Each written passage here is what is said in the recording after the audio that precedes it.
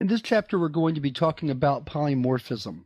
Polymorphism is a somewhat misunderstood topic in object-oriented programming, so before I go into a demonstration of why we need polymorphism, I thought I'd bring up the Wikipedia page so I can read you their definition of what polymorphism means, kind of give you a way to visually see what I'm talking about.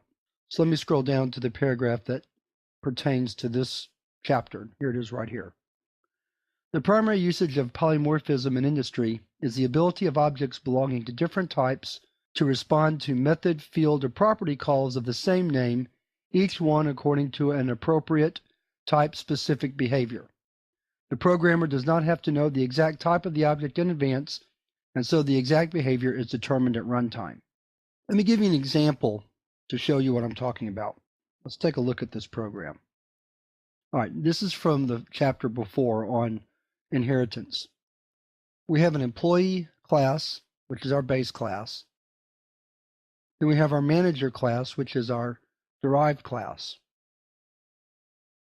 What we want to be able to do is create a collection of objects. They can be manager objects or employee objects. Be able to call a function on those objects and have the compiler figure out at runtime which type of object it's calling the function for. Let me show you what I'm talking about.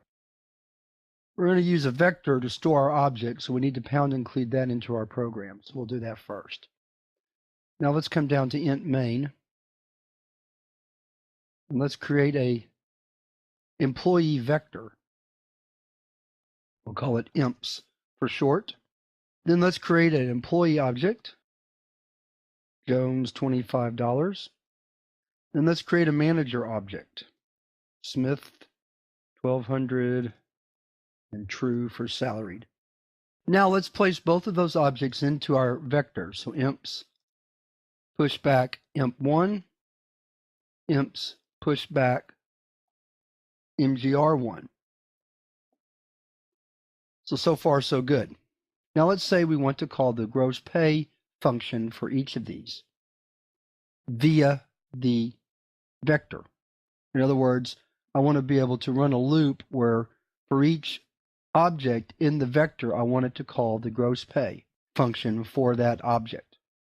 So we're going to write a loop for int I equals 0, I less than imps size plus I, cout imps sub I dot gross pay. Then we pass in the number of hours. Let's say 40. End L. Close the loop. Now let's run the program. So you see for the employee object, it worked perfectly. $25 an hour times 40 hours is $1,000 gross pay.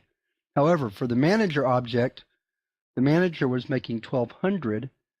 The gross pay function is supposed to understand that that employee is a salaried employee and only pay them the $1,200 rather than multiplying by the hours worked to get $48,000. That manager would like to make that kind of money, but that's not how the program is supposed to work.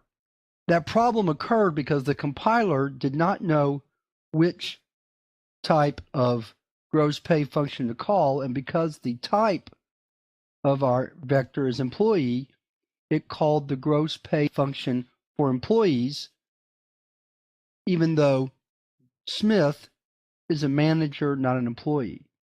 So it took that $1,200, multiplied it by 40 to give it $48,000. Now, when we implement polymorphism correctly, when we run this program again, the compiler will understand that Smith, or mgr1, manager 1, is a manager object, not an employee object, and will call the correct function for that type of object. So I guess I'm kind of explaining what polymorphism is by showing you how it's not working in this particular case. And then through some redefinition of our classes, we'll be able to make it work. So let's move on to the next lesson, where we'll begin learning how to implement polymorphism in object-oriented programming.